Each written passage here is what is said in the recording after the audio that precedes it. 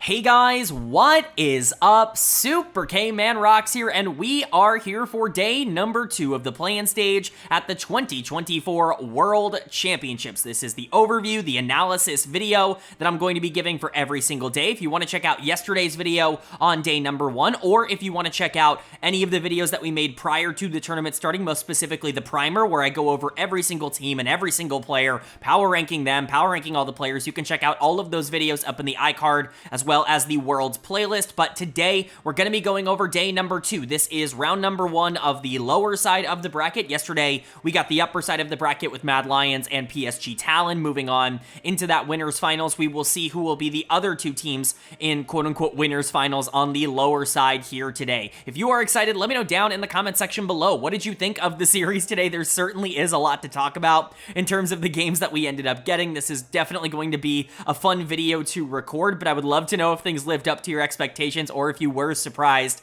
I would be shocked if there wasn't at least some sort of shock or some sort of surprise that happened today that you weren't expecting. I definitely do not think that people anticipated how today was going to go before the game. So let me know what you thought of it down in the comment section below. But without further ado, let's jump right into it. If you are new here, what we are going to do is go game by game in both of the series that happened here today. We're going to be talking about the advantages and the disadvantages that each team was able to generate. I'll be giving a player of the game and a dud of the game for each individual game, and at the end of each series, I will be giving a player of the series to tie everything into a nice, neat little bow. Of course, we will be covering, what the upcoming matches are, kind of previewing those, giving my expectations, my thoughts and opinions, and I will be predicting those at the end of this video because we do know the direction that every single team is heading from this point onwards in the play-in stage, but most of today will, of course, be spent talking about the games that happened this morning. So, without further ado, let's jump right into it. Our first series is kind of an interesting one, but certainly the less interesting one on paper for a lot of people. It's the number 1 seed from the VCS in GAM Esports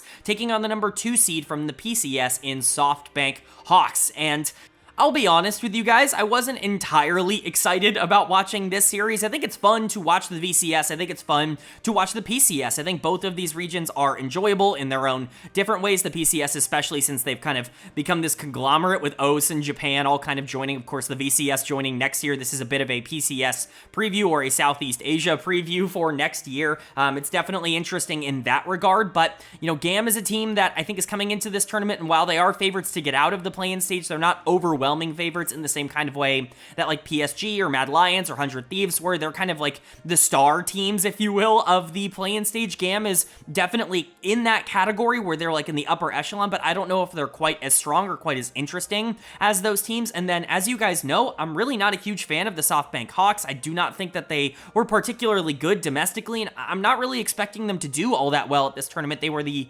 second lowest ranked team at the entire tournament for me in my power rankings, only above Pain Gaming, and Pain already looked pretty good on day number 1. There's a real chance that the SoftBank Hawks are the worst team at this tournament, and I think that, this matchup is just kind of meh on paper because of that, but there are some interesting things to look out for, and there are some things that I think definitely make this a little bit more intriguing. You have, of course, a Levy taking on Evie, which is always a very fun matchup. We've seen it many times over the past couple of years. It seems like these two players are basically always going to Worlds regardless of the circumstances around them because they are just the best in their individual regions. They've been playing against each other, I think, for over like 5 or 6 years at this point internationally, and so definitely interested to see that matchup once again. Both of them are pretty integral to the success of their teams, even if I don't think either of them are the stars of their individual teams. The star for GAM is, of course, Kiaya.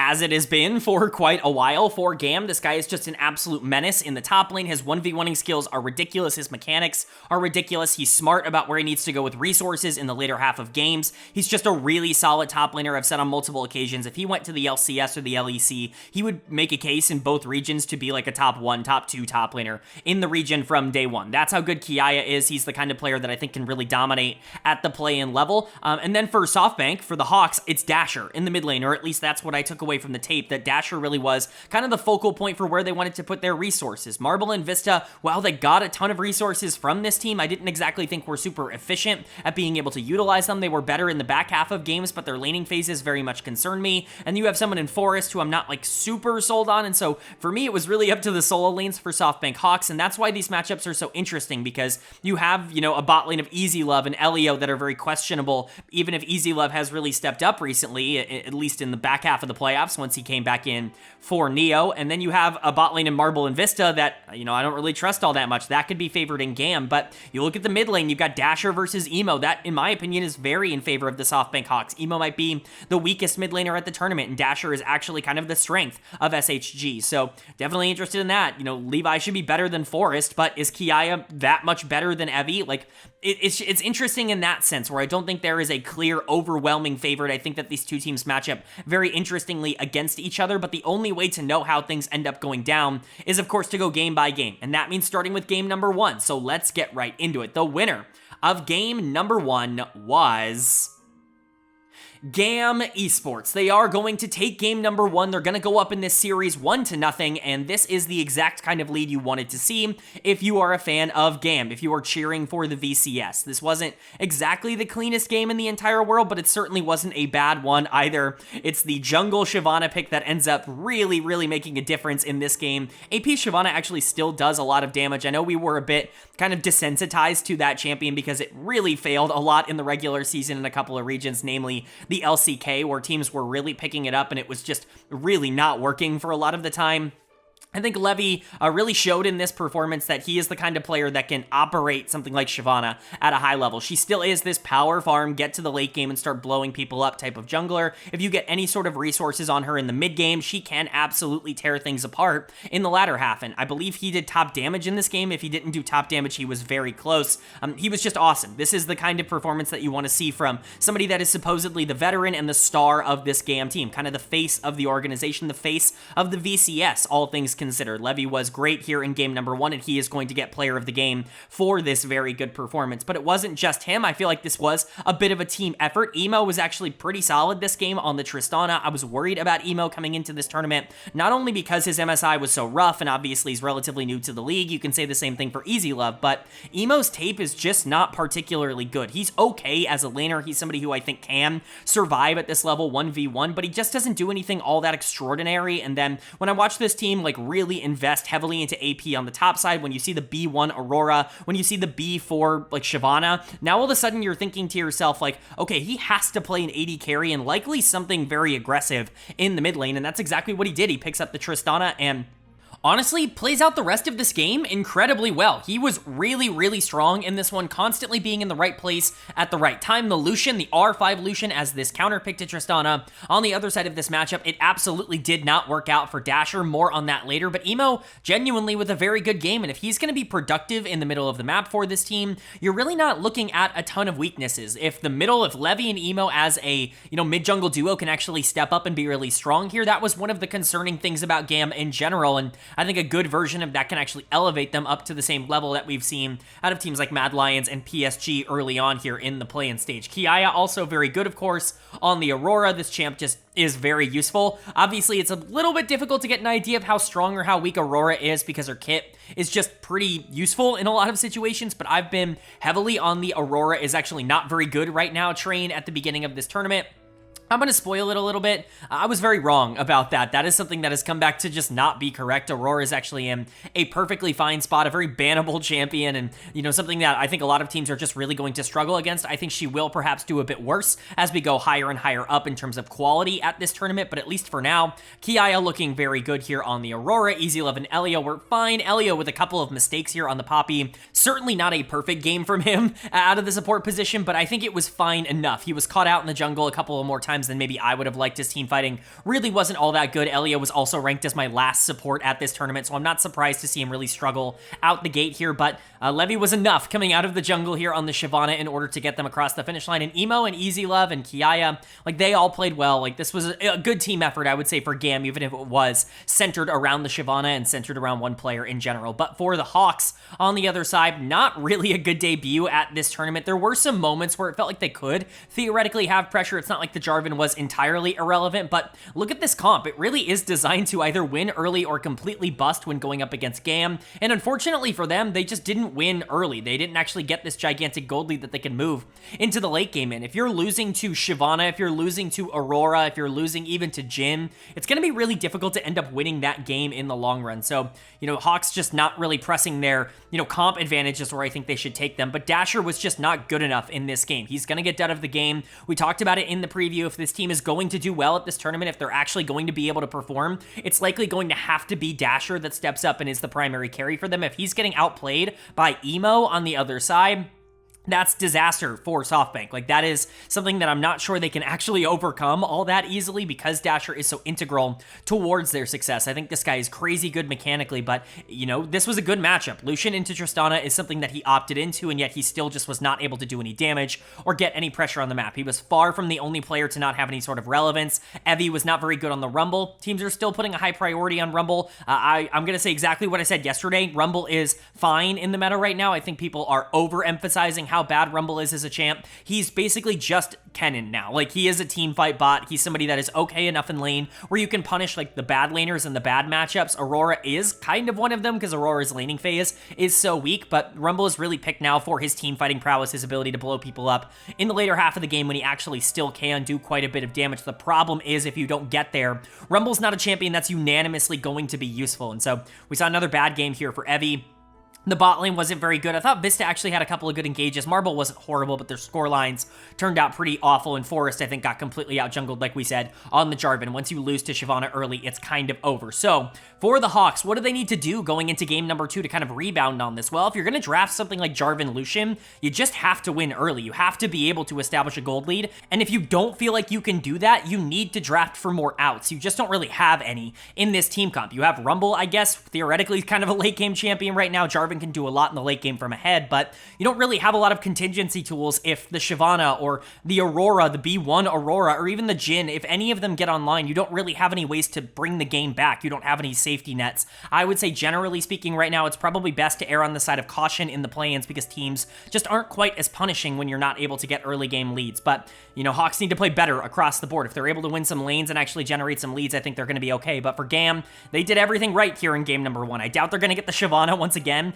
in game 2, but if they can just run back this style, put Levy on something that can carry, give Kiaya opportunities on the top side to be a playmaker, and just hope that everybody else can make it work, then that seems to be a good enough strategy to be able to get you past round number 1. But what's going to happen? Are the Hawks going to be able to tie it up at 1 apiece, or is GAM going to take this in a clean 2-0 sweep? Well, the winner of game number 2 was GAM Esports. They are going to take game number 2. They're going to take this series in a clean sweep 2-0, and they will be moving on to the winners finals of the lower side of the bracket. Congratulations to GAM. They were excellent in this series. They played through multiple different avenues, and both games, quite frankly, were dominations. The SoftBank Hawks did not have the firepower to be able to compete. They had okay drafts. Like, I get the idea. Again, a lot of playmaking here. You've got Lee Sin, you've got LeBlanc, you've got a lot of tools. Even Ashe has a lot of tools to be able to start some fights with, but you just don't have the mechanics or the pressure to be able to actually do anything with any of the gold that you're able to generate. I thought Dasher was pretty okay in the PCS when I was watching him. He was not good in this game once again. We will talk about him, but let's go ahead and talk about the series as a whole. Player of the game and player of the series kind of has to go to Kiaya in the top lane here. There's really just no other person that I think could get it through 2 games. Now, I want to be very clear about where I stand on this specific game of Aurora. I think Aurora is in a very strong state. She clearly just has a very good kit for pro, and that's something that's going to, continue to, I'm going to change my evaluations over the course of seeing this champion more. I thought she was very numbers-based when I watched her the first time around, at least at the pro level. It felt like she couldn't really do anything if she wasn't actively doing any damage because she would just trap herself in the same kind of vortex as all of these enemies, and that could be a bit of a problem for her in particular, but as it would turn out, being able to set up these 5v5s and basically force picks throughout the game, you know, it's pretty darn good. That's why people pick Camille, except Aurora can actually do quite a bit of other things as well. I don't think Aurora is mega broken, but she sure is when you gift her 4 or 5 kills pre-15 minutes, like the SoftBank Hawks seemed addicted to doing. There were multiple fights on the top side of this map where it's like, why are you taking this? Why is everyone just staying around when they're getting so low? And why are we just leaving this Aurora free to hit and clean up all of these kills and get 4 or 5 free kills, get to the part of the game that she's actually good at, and basically negate all of her weaknesses by scaling immediately? It just felt like an absolute disaster class from the SoftBank Hawks. We saw a couple of performances yesterday that were not very good.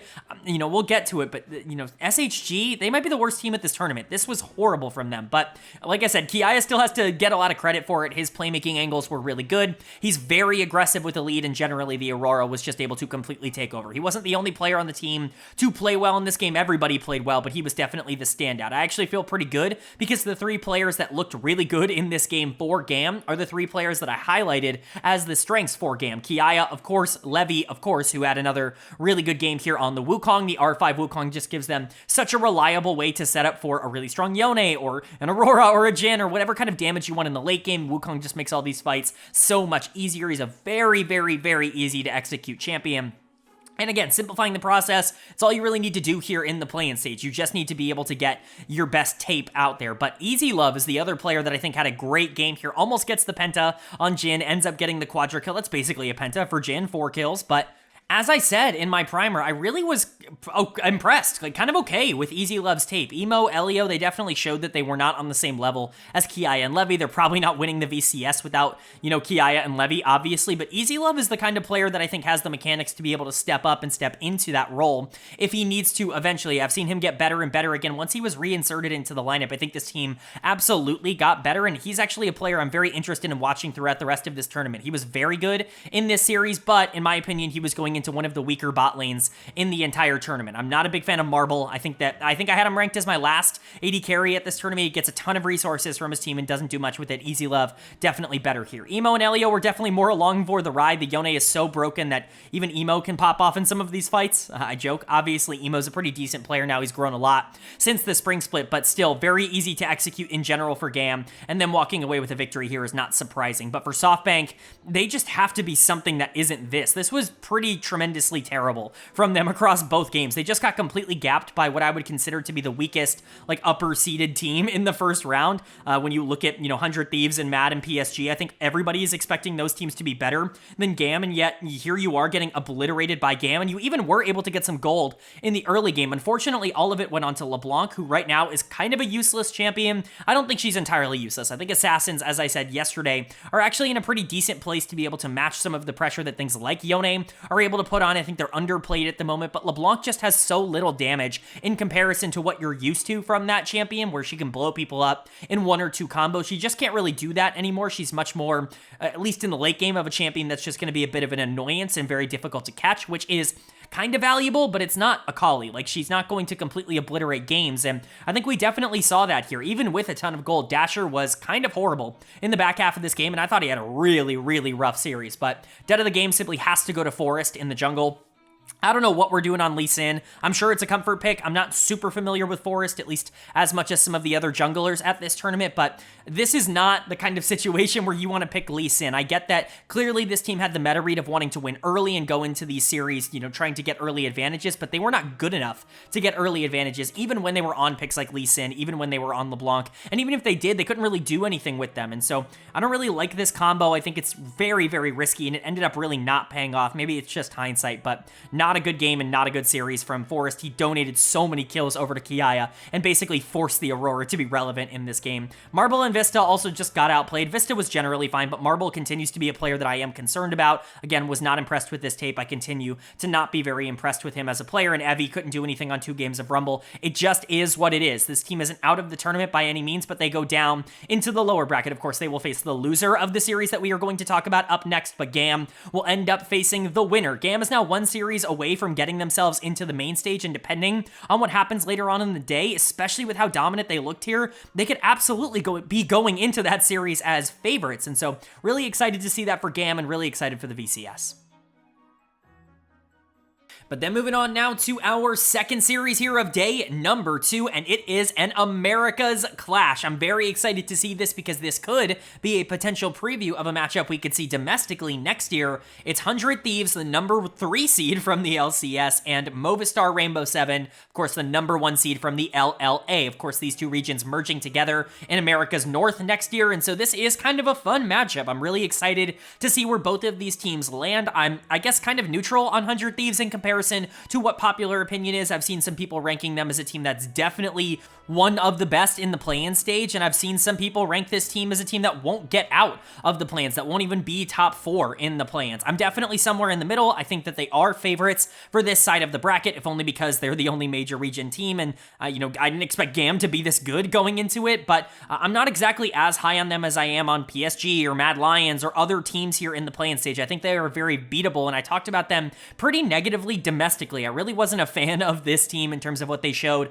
against competition that kind of knew what they were doing, anyone except for Dignitas and Cloud9, quite frankly. And R7 on the other side of this matchup, I said in my primer, this is the best LLA team ever, at least in my opinion. I've never watched the tape of an LLA team, and I've never been more impressed, is I guess what I should be saying, because they genuinely have so much going for them. Their macro is not great. It's definitely not. They still have to be able to get on the same page. Summit in particular just feels very disconnected from the rest of this team, but their mechanics are like phenomenal, and I've been impressed with some players from the LLA in the past. I've talked about it on this channel, but I've not really been impressed with an entire team in the same way that I was for R7. I ranked them at the top of the F tier. I still didn't think that they were going to be getting out of the plans. I think it would be a pretty high bar for them to cross, considering they've never won a series at the World Championships, but to me, this was the best shot that they've ever had, and I think 100 Thieves is very beatable. Now, that being said, 100 Thieves are major favorites in a series like this. Even when you go lane by lane, it's hard to identify places where R7 is going to just kind of dominate,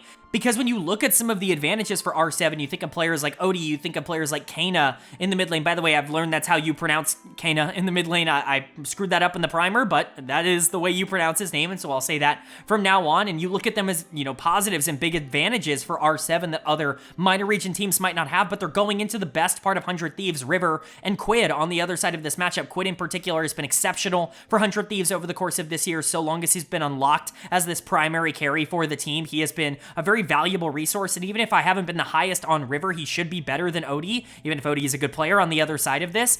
Tomo and Ayla have been more consistent in my opinion than Seo and Leon. Seo and Leon's looked better domestically, but I think the LLA bot laners that they were going against looked horrible, and so I don't really know where the bar is in terms of, how good Seo is right now, considering the competition he was going into with the tape that I've watched. Really, the only lane that you feel good about for R7 is top lane. Sniper has been kind of a disaster for 100 Thieves in these pivotal playoff series so far, and Summit is obviously a player who's a former LCS MVP. He's somebody who has succeeded at the LCK level before. He absolutely should be the better of these two in terms of raw mechanics and ability to 1v1, which is why I actually think this is one of the few series where red side might be actually very valued, because both of these top laners are going to want to have good picks. Sniper so he can survive, and Summit so he can dominate Sniper. Whoever ends up getting that might actually be in for a pretty big advantage, but at least for now, of course 100 Thieves are going to be favorites. Their best players are actually matching up very well against R7, even if I think R7 is a very dangerous team to run into. So, is 100 Thieves going to be able to pick up the win, or is R7 going to shock the world and pick up their first ever international victory at Worlds? We'll see. Of course, the only way to know is to go game by game. It's a best of 3,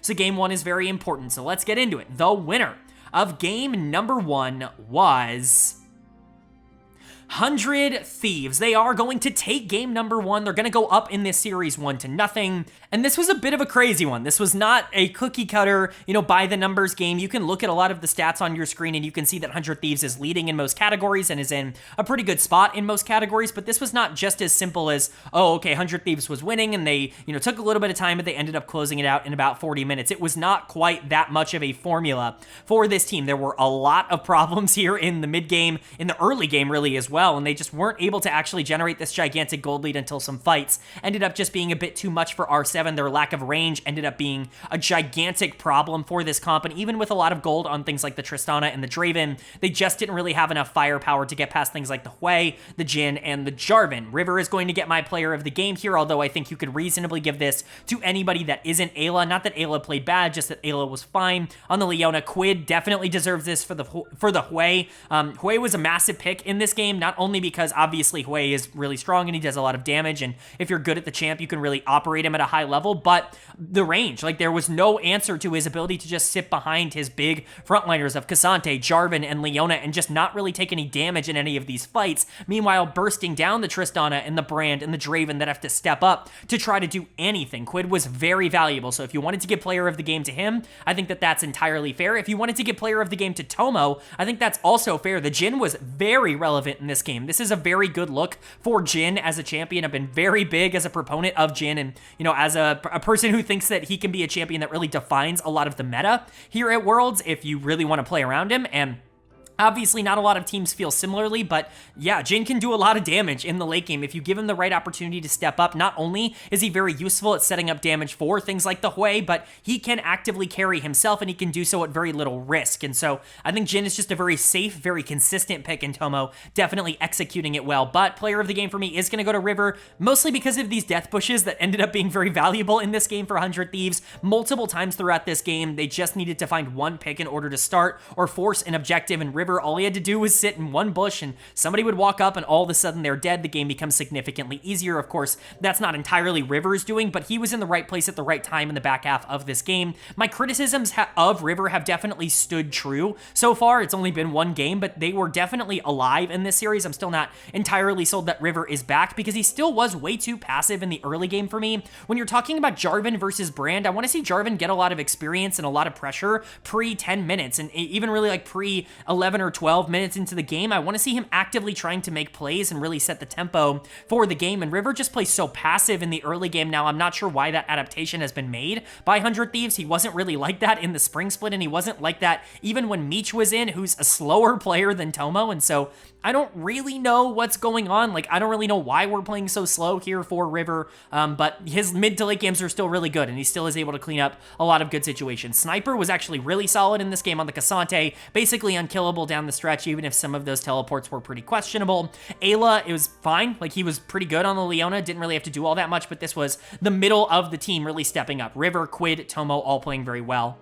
But then when you get to R7, you just kind of feel a little bit disappointed because really they had a shot in this game. They had the opportunity to potentially take a game that they had no business being in. This really should have been a cleaner execution in the mid game, but horrible team fighting and really bad decisions end up really coming back to bite R7. And this was the concern for other analysts coming into this tournament, is that the lack of macro, the lack of ability to capitalize on the leads they're able to generate might actually be their downfall. And so far that has kind of been the case. Game number one, not really a good counter argument to that.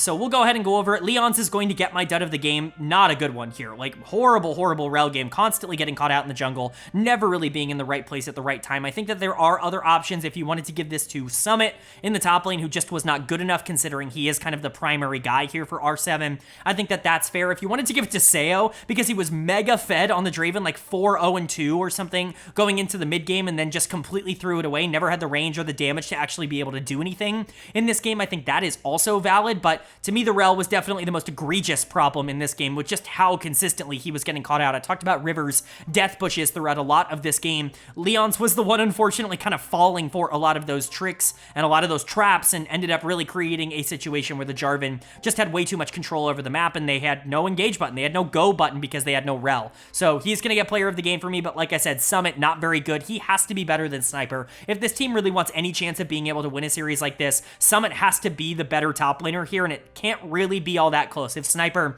is stepping up and actually winning this 1v1 and being more useful in fights, I think it is kind of doomed for R7. Odie, Kena, Seo, like, again, they're not particularly great here. Kena was fine. I didn't really have a huge problem with his Tristana. Seo had a huge lead and ended up throwing it away on the Draven. That should never, ever in a million years happen if your team knows how to accurately capitalize on the Draven. And then Odie just didn't really get to do anything on the Brand, especially after like the 25 or 30 minute mark where the Jarvan was just way more useful, and the Hui ended up being basically a better version of the Brand because he was longer range. So overall, R7 did have some positives here. They were able to actually generate a lead and look good in some of the early skirmishes ambushes, but they just didn't really have a way to close it out, and that's going to be a bit of a problem. If they don't have any macro, they're not going to be able to compete against 100 Thieves, even if 100 T has shown themselves to have some problems in the early game themselves. Obviously, game number 2, very important for both of these teams. If we can walk out of both series today with clean sweeps, I'm definitely going to feel better about both teams. 100 Thieves definitely want to be moving on to that winners finals, and they probably want to be doing it convincingly, but R7 has shown that they can compete with 100 Thieves at the very least in the early game. If they can capitalize on that, perhaps we're looking at something different. So what's going to happen here in game number 2? Well, the winner of game number 2 was Rainbow 7. They are going to take game number 2. They're going to even up this series at 1 apiece. And oh my god, what a fiesta this was. If we thought game number 1 was scrappy, game number 2 was just an absolute bloodbath. It was throw after throw after throw from both of these teams. Neither of them wanted to walk out of here with a victory. Both of them had useless champs on both sides in specific circumstances, and just a lot of sloppy gameplay ends up leading to a win for Rainbow 7. This was a 37-minute game that felt like it was an hour. I mean, genuinely, it was just fight after fight after fight, basically from minute 20 onwards. It was genuinely insane. I highly recommend you go and check this game out if you haven't already seen it. It was an absolute blast to watch. Certainly not a Worlds caliber game in the sense that you would expect, where it's this, like, you know, expert masterclass of how to play League of Legends. This was definitely not that. This was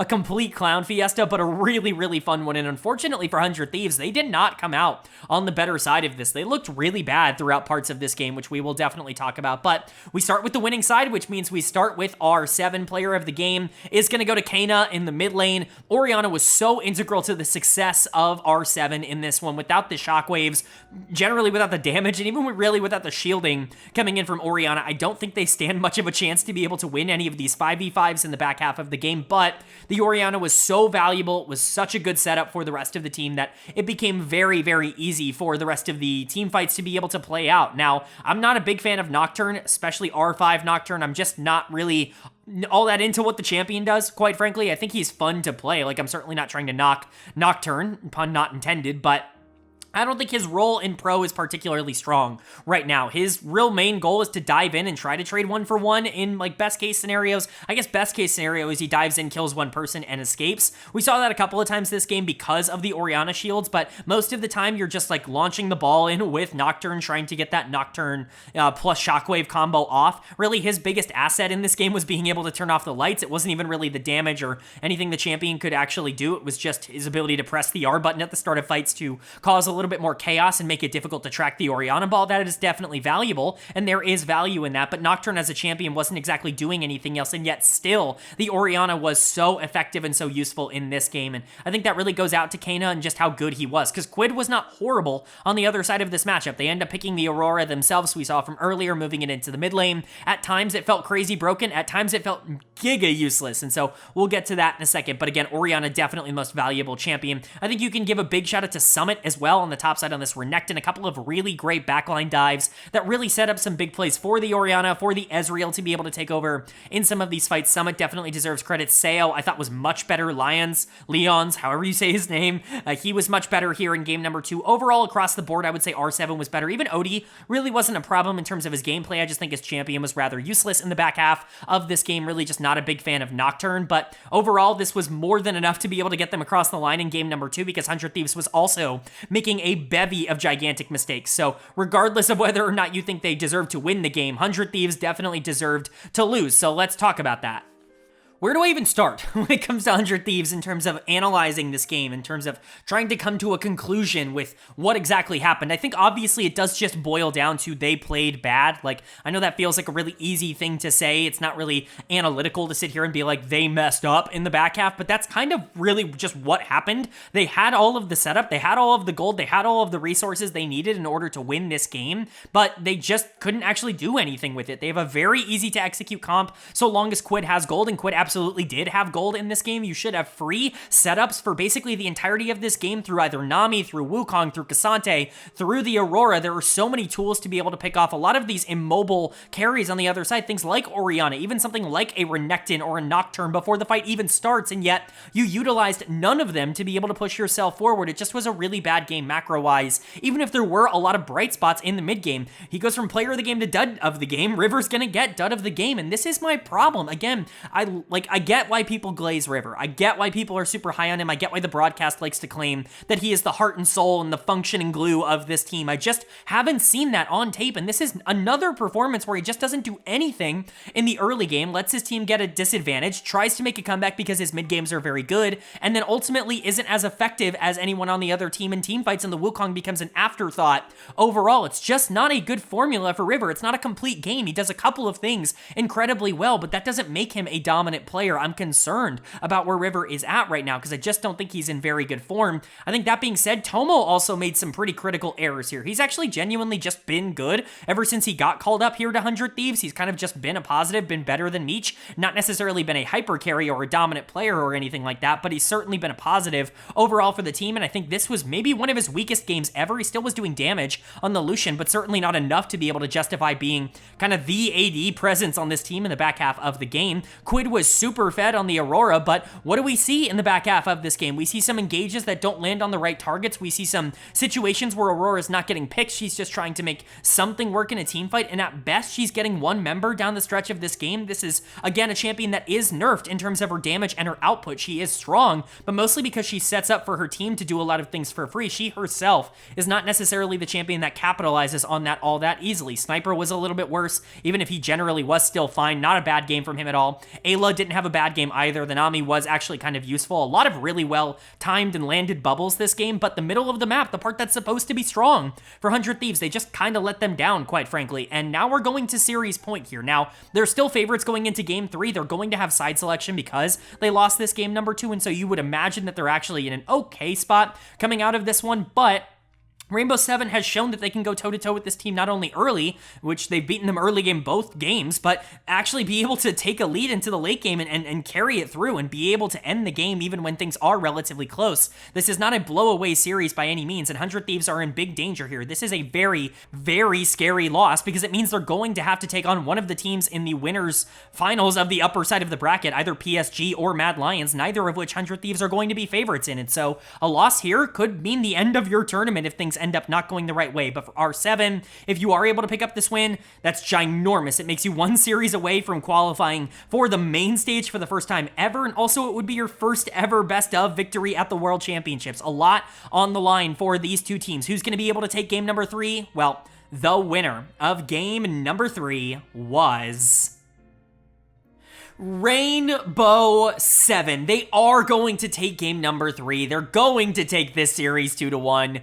What the hell just happened? Oh my god, we've got our first big upset of Worlds already. This is insane. Now, to be fair, this isn't as big of an upset as maybe it would seem like on paper. Typically, when you're talking about a team and a region getting their first ever win at Worlds, you would be like, that's kind of a shocker. It's kind of an upset. They were probably underdogs, and they definitely were. I'm not trying to undersell this victory for R7. I'm not trying to undersell how bad this is for 100 Thieves. This puts their tournament in some major jeopardy, as we'll talk about a bit later, but this is not the most unpredictable outcome. 100 Thieves is one of the weakest major region teams ever, if not the weakest major region team to go to Worlds ever. This is a team that probably shouldn't be going in the first place, only really went because Cloud9 completely shit the bed and Dignitas never lived up to expectations. On paper, this roster is just not really like a world beater. They weren't even playing like world beaters for most of the summer split. It's not like this was a team that was overperforming. They were, performing adequately, and then they just kind of got into Worlds. And so,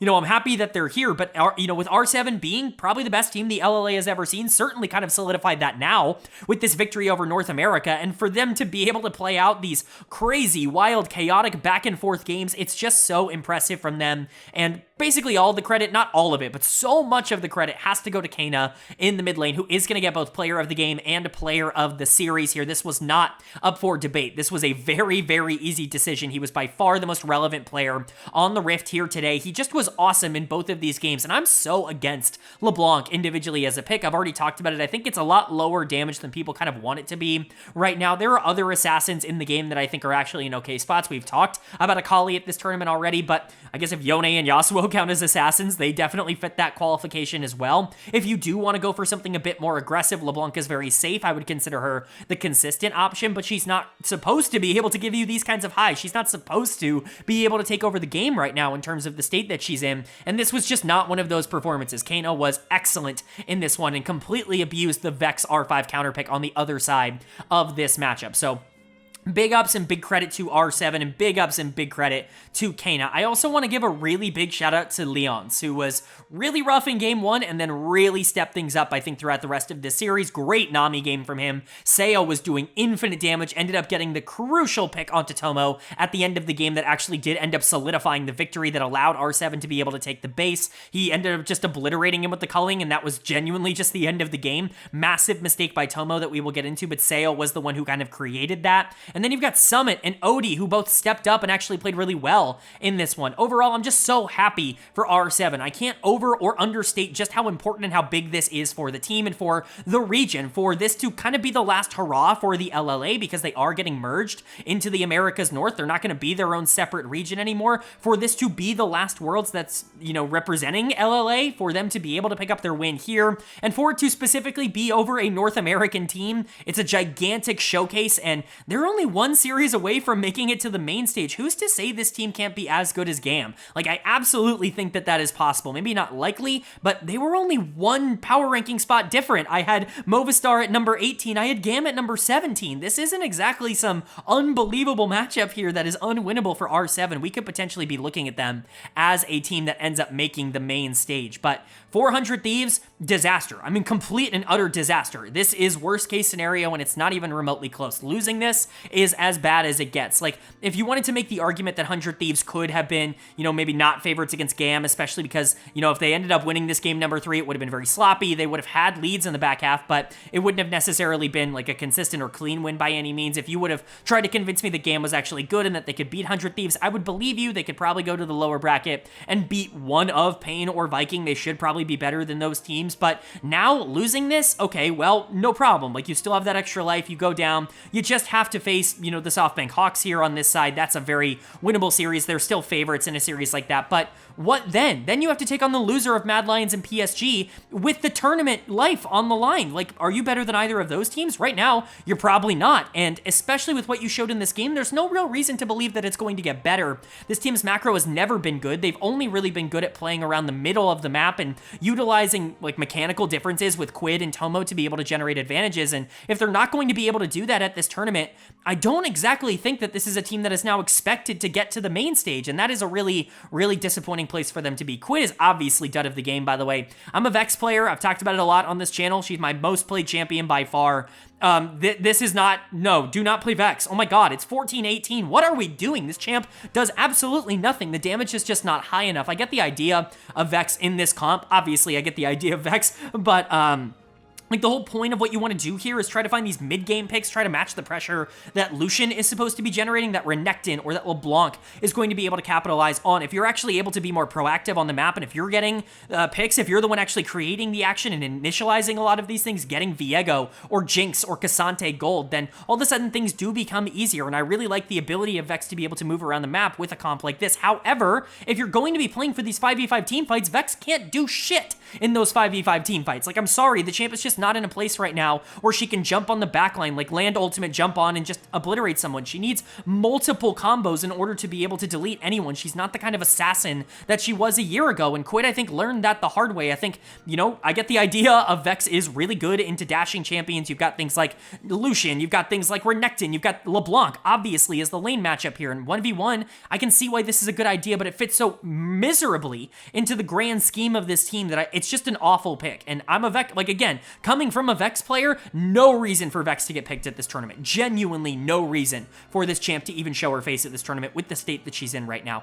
Even with River trying to get resets in the back half of the game, I still think that there were some mistakes made by him. He definitely was the only player trying to win in this one, but, you know, he's got to clean up his gameplay early on. Again, his early games are just so horrible that he puts his team in such a hole that he himself digs out of a lot of the time, but it's not an efficient or, like, consistent way to end up actually doing anything. I like River, but, again, there are just things that need to be patched up. Sniper was okay in this series. I certainly am not going to blame this on him. Tomo's, I guess, saving Flash for the next time double lift plays. Like, I genuinely don't know what was going on here. Ends up getting picked to end this game, just doesn't flash the Lucian culling and dies. And all of a sudden the game is over. I genuinely do not know what's happening with him. Ayla wasn't particularly good here. I'm just disappointed. Again, I'm not going to sit here and say that 100 Thieves have no chance of making it out. The most Mad Lions thing ever could possibly happen, which could be them losing to PSG in 3 and them losing to 100 Thieves. And that would obviously be kind of hilarious considering Mad's reputation as a team that, you know, the only Western team to never make it out of play-ins. But 100 Thieves are looking like they're going to be able to match that right now. This team just doesn't really have a lot going for them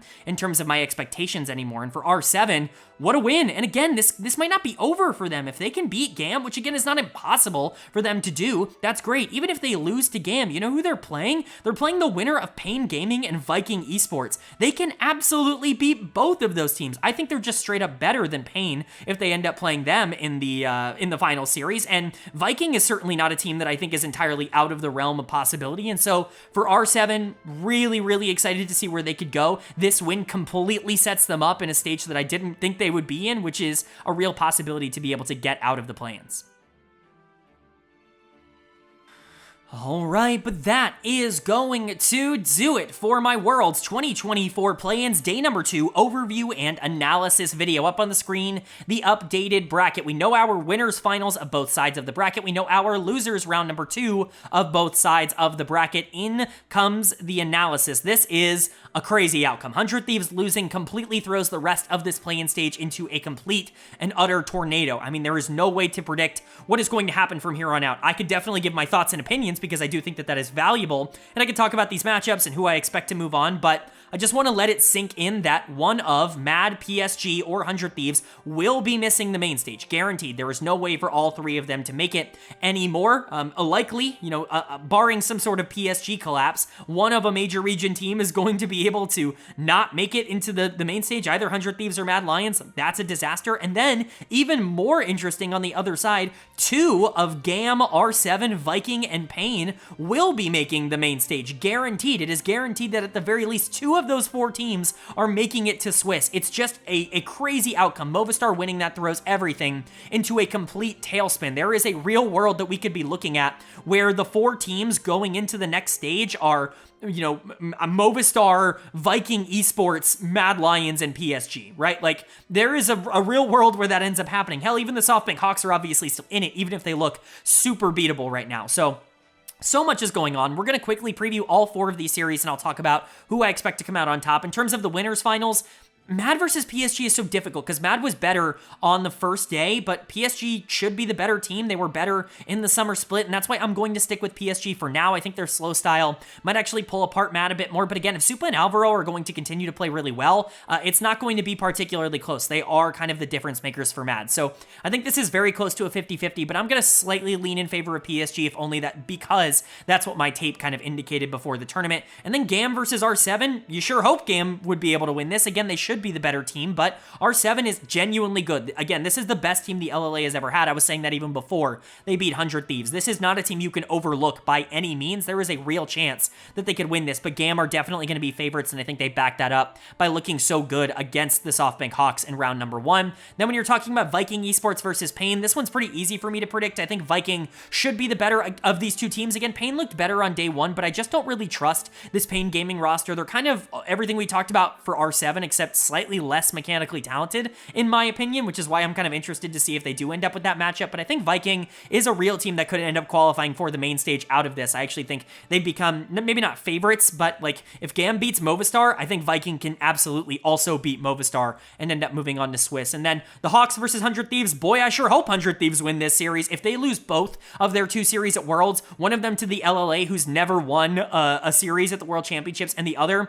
to the SoftBank Hawks, who I think me and a lot of people are now considering to be the worst team at this tournament, it's just utter disaster, and there is no way to actually justify that. It would be a horrific performance, but you gotta hope 100 Thieves is going to be able to win that. So my 4 picks are PSG, GAM, Viking, and 100 Thieves. Let me know if you agree or disagree with those 4 down in the comments section below, and that's gonna do it. I do hope you guys enjoyed. If you did, leave a like. It really does mean a lot to me. It lets me know you guys are enjoying the content, and it does help get this video out to a lot more people, which I'm always very appreciative of. If you are new here, hit the subscribe button. We're gonna be covering every every single day of this tournament up until the World Finals ends. Of course, we'll be covering the offseason after that, so if you're interested in a comprehensive overview of everything going on at Worlds and everything going on in LoL Esports, this is the place for it. Hit subscribe and hit that bell so you can be notified when those videos do go live. But of course, with all that being said, I hope you all are having a great day. I hope you continue to have a great day, and I will see you all